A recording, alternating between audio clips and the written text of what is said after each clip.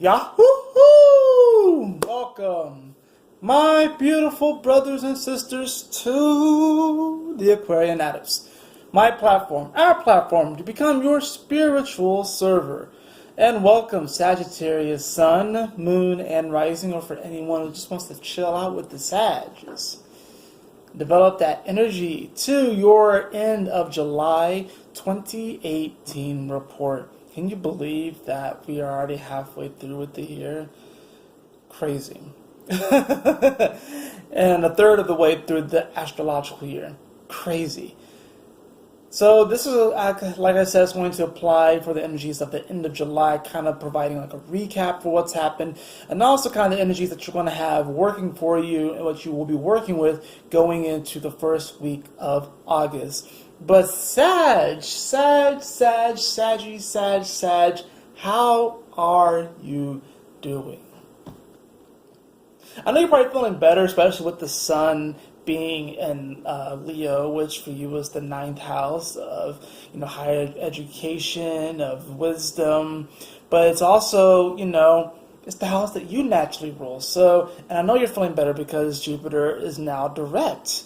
So, it's in the 12th house and it's still dealing with, expanding on these boundaries when it comes to your spiritual nature, your spiritual practices and stuff like that. Opening up to the extra dimensional realities that are all around us. I know that you're feeling better, Sag. I know I've been feeling better. I am a Sag rising, so I do feel this energy with you. Because we've had a lot of intense energies that we've been playing around with and working with through the month of July. As you know, we've had the new moon solar eclipse in Cancer, which for you is the 8th house of deep transformation. That was opposed to planet of transformation, Pluto and Capricorn, which was in your 2nd house of self-worth and self-value. And I talked about that in the first half of July report. Since then, we have had a full moon lunar eclipse in Aquarius, which for you is the 3rd house of communication and the mind.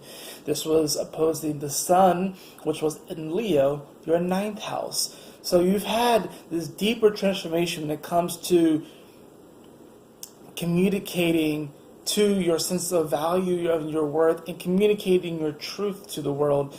You've been going through this deeper transformation and really trying to find yourself by tapping into your heart, and this is really what we're all being called to. We're being called to tap into our truth through our heart space and to run this communication and run this truth through our heart space, that which is coming out and, coming in.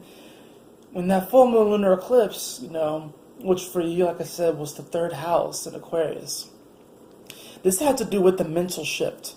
Because for you, in order for you to really manifest the life that you want, in order for you to really move forward or feel like you're moving forward, you needed to go through a mental shift, And that's really key. That's really powerful, because if you can get into the habit of having a better thought process or having more uplifting thoughts, and you begin to actually establish this feedback loop of these more positive thoughts, then you will actually begin to see your reality begin to reflect these thoughts and what you were thinking, So with this full moon lunar eclipse, you are releasing and purging a lot of these old cycles when it comes to your thoughts and the way that you communicate your thoughts, the way that you communicate to the masses and even to spirit and even to the stars, because this is Aquarius energy, right? This is talking about the stars. So you may have even reestablished connections to your star family out there,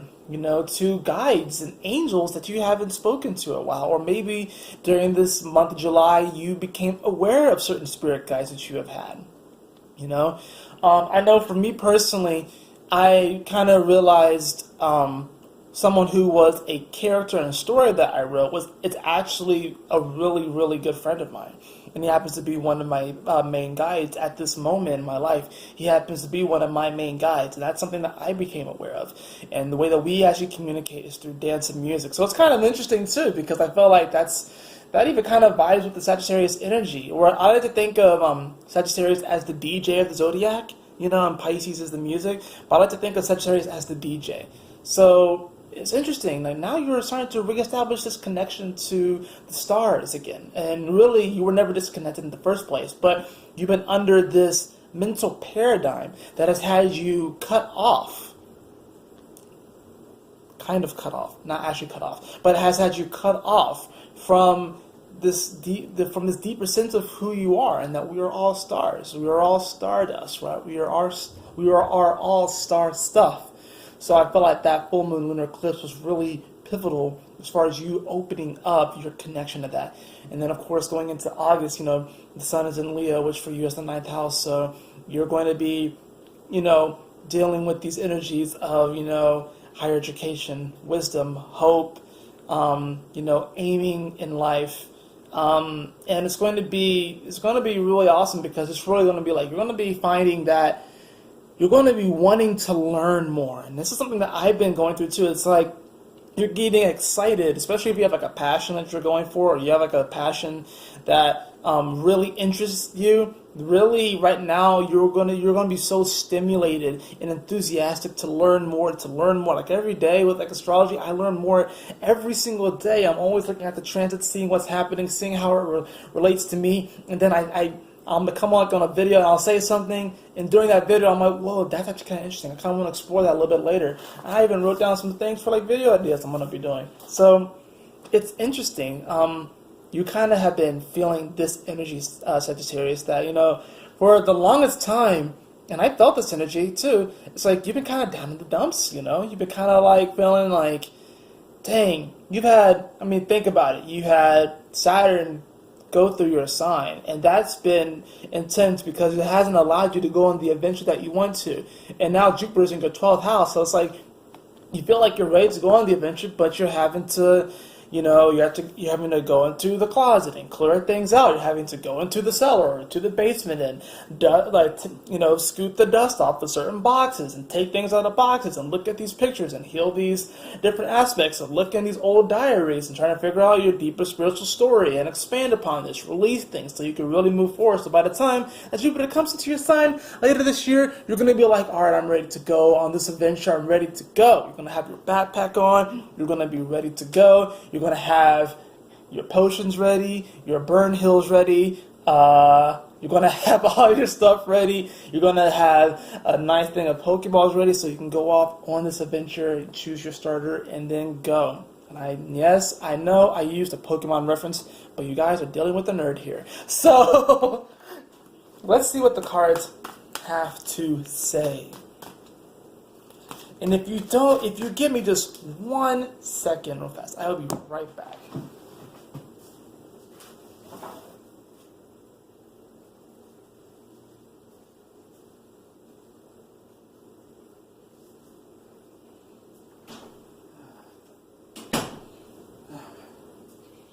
I am back, and I will be authentic with you. I had a freaking booger hanging just right on the inside of my nose, and it was really annoying me, so I had to get rid of it. Anyways, let's see what we have going on with the cards for you, Sag. End of July energies, recapping what's happened and going into the first week of August. I am going to start at least filming the August reports I'm going to probably say like Friday and over the weekend, and those will start to get posted next week. So let's see what we have going on for you. Let's cut the deck.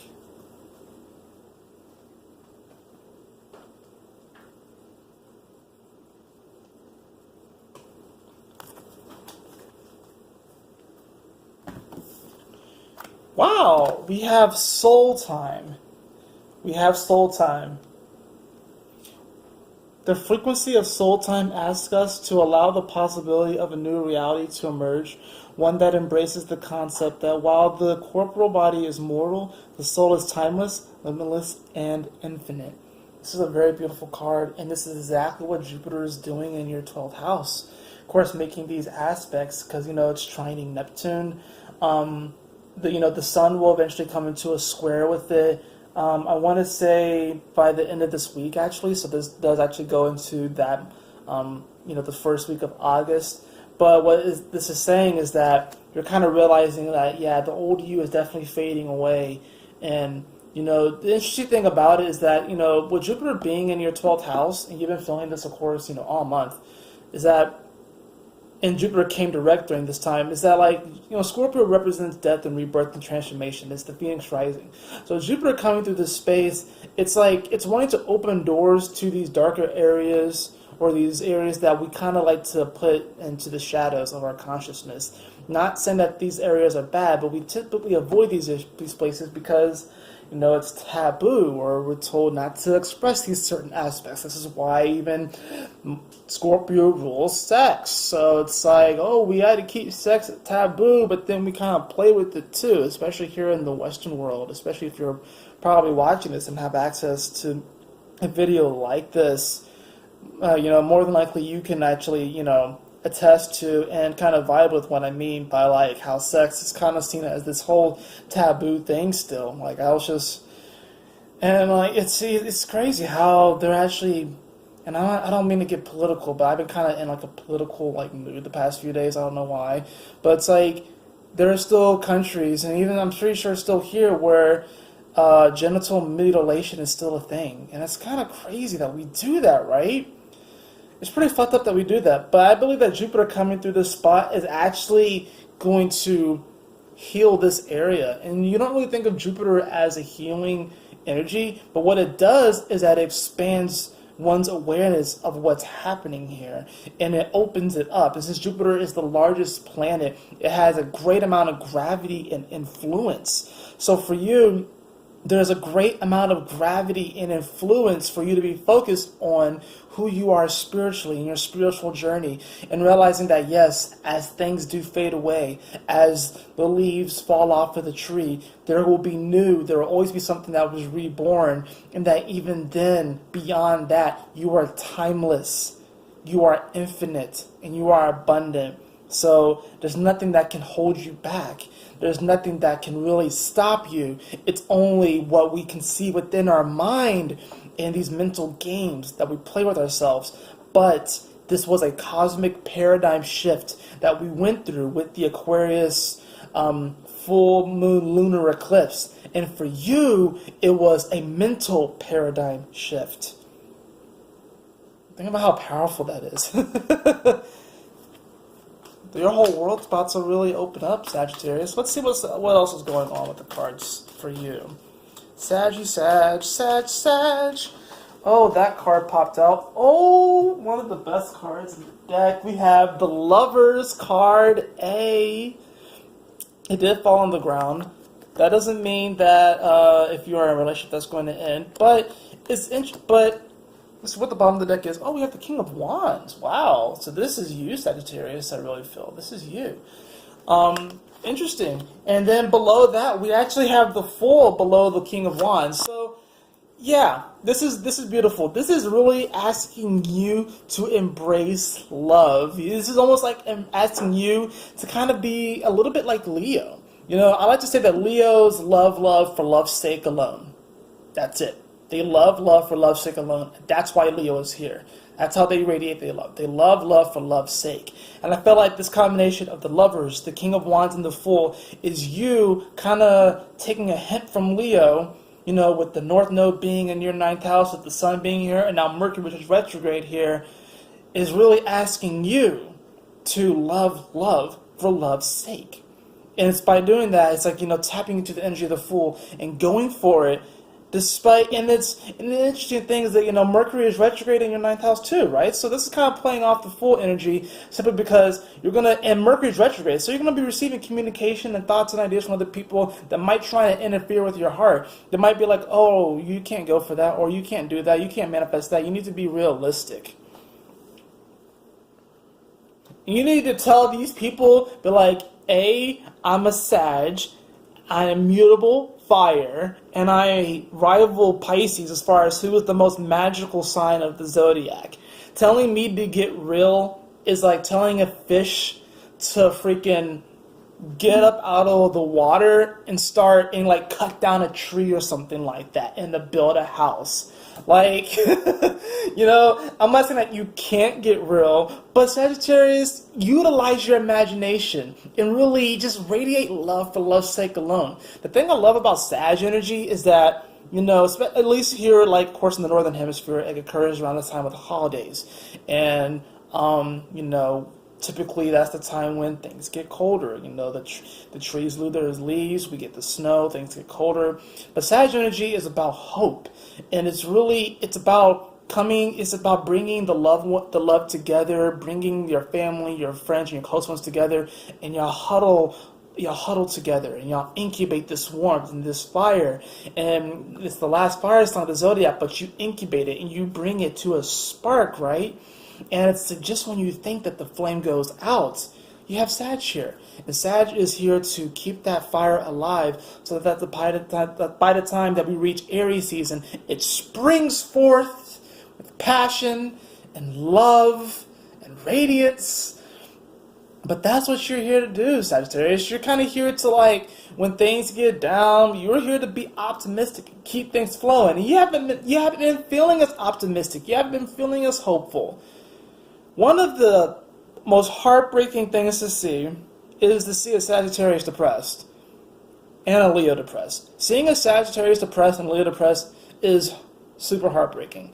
Because one, the sun, it's the sun, so it's the center of, our solar system. So to see a Leo that's depressed, it's just like, damn, like they're now on center stage. And if seeing a Sagittarius depressed, it's like the music stops, and that kind of sucks, you know what I mean? So, but now you're starting to feel your mojo. You're starting to get it back. You're starting to feel the passion again. You're starting to feel the love again. Can you feel it? Can you feel the love? Nothing feels better than feeling the love. Wheel of Fortune. Anybody who knows what that song is, either comment it in the section below or at least knows where the reference is, and I will give you $20 off of any reading of your choosing on my website. Yeah. Seriously, if anyone knows where that reference comes from, that song that I just sang, that little bit, I will give you $20 off of a reading. Seriously. Alright, so the Wheel of Fortune did pop out, which is amazing.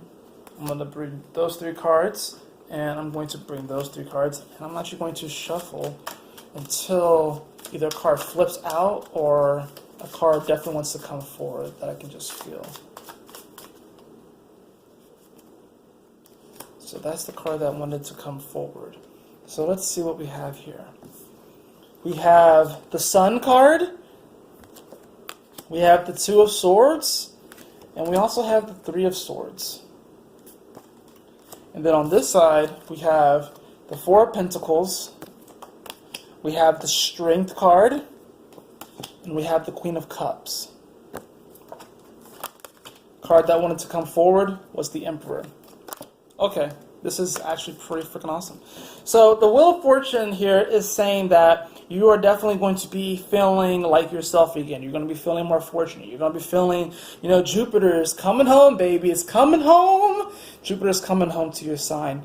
And you're going to start to really begin to feel this more, especially since during this time, Jupiter has gone direct. It's come off the 13th degree mark of Scorpio. And now it's officially like, it's coming home. It's officially coming home.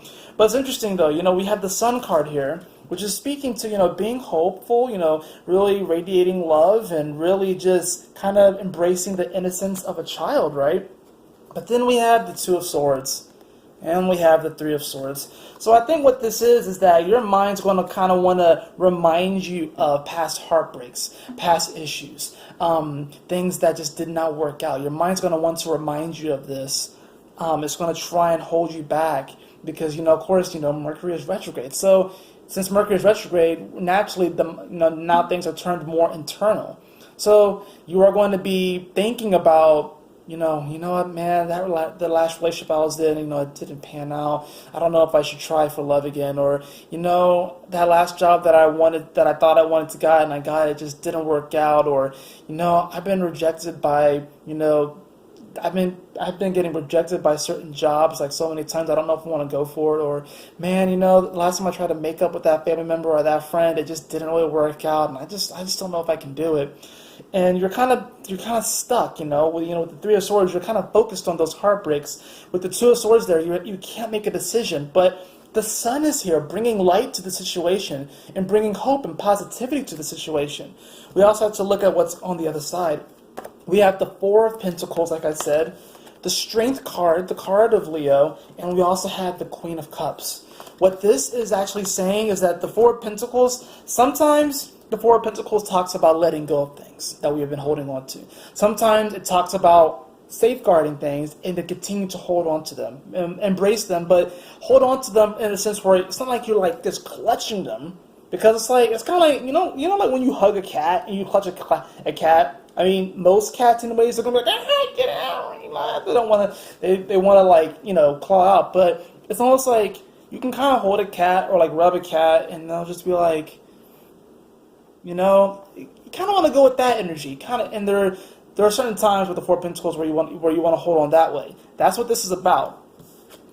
What you're doing is you're holding on to the strength that you have gained over the course of this month and taking it to August, which is really going to be a super activating month of just like really, and like we're going to be just feeling a lot more reinvigorated with this Leo season, especially like I said, when Mars comes direct at the end of the month.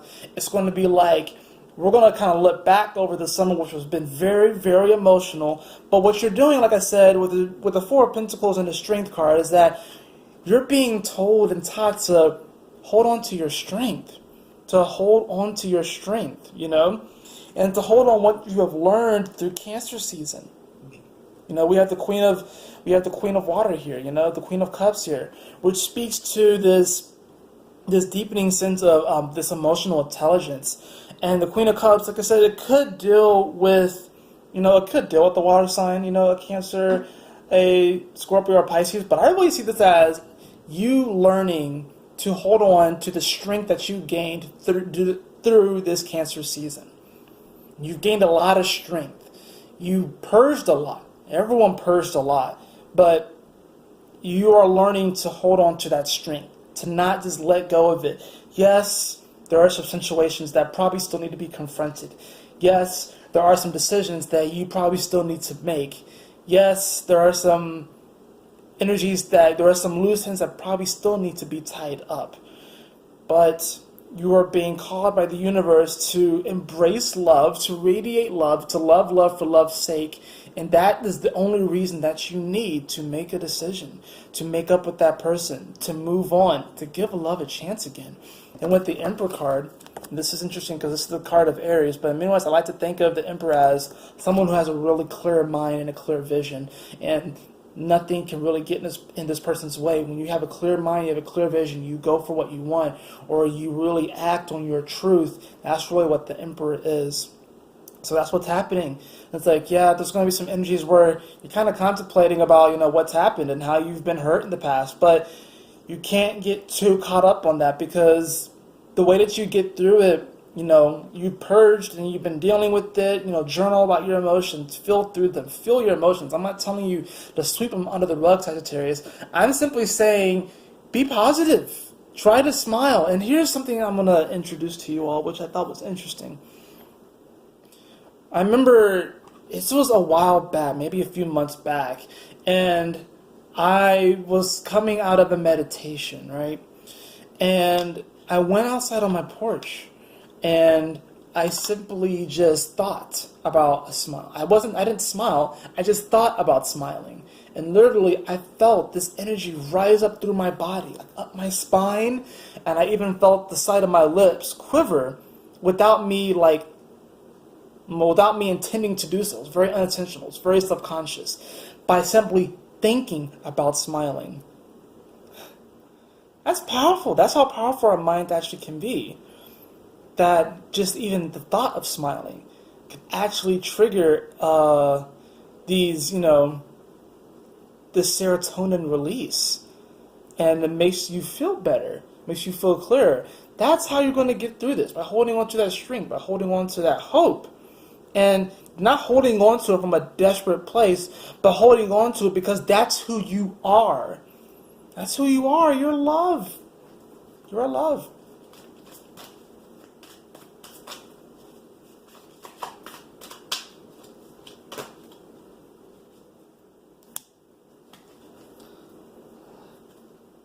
Bottom of the deck is the Seven of Wands.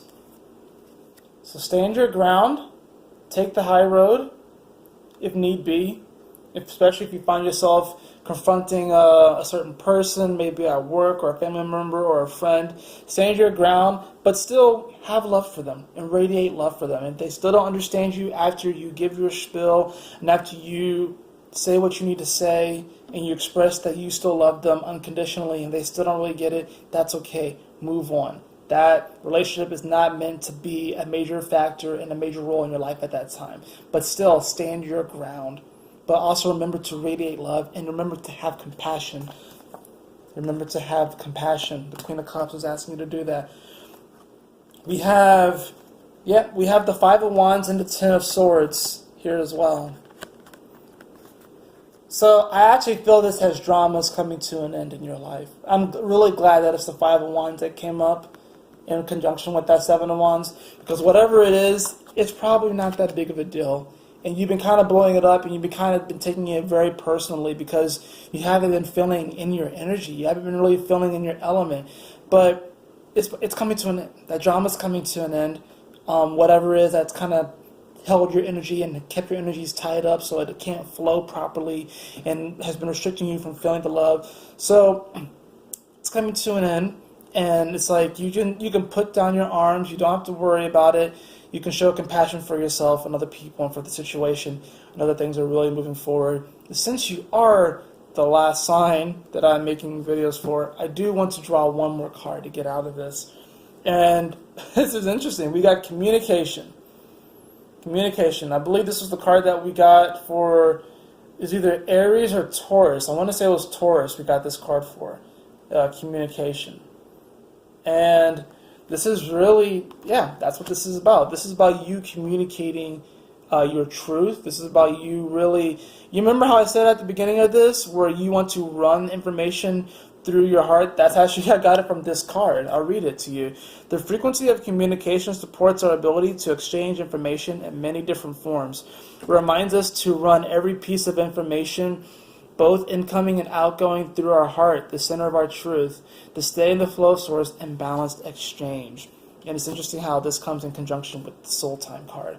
So remember that you're infinite. Remember that you are timeless. And that even if you might have to break away from certain situations and certain people at this time, doesn't mean that you're going to be separated from them forever. It just means that they're not meant to be in your life at this time. And that's okay. But with the culmination of all this and going into August, you're definitely going to be feeling the love again. You're definitely going to be feeling more like yourself again. You're definitely going to be wanting to party, dance up, and really play some bomb-ass music for us so we can jam out to. Sagittarius, we need you to play some amazing freaking music, okay? So, you're all good, Sagittarius. I believe in you. I hope you believe in yourself, because this is going, I'm telling you, when Jupiter comes into your sign, you're going to feel like a spiritual infinitaire. That is it for your reading. I hope you all enjoyed it. If you did, Sagittarius, please like, share, and subscribe. I would really appreciate it. And if you'd like a personal reading with me, you can follow the link in the description below to the Aquarianadepts.com. And always remember, my beautiful brothers and sisters, to keep moving forward, to stay focused, and Yahoo! Smile often. Ah.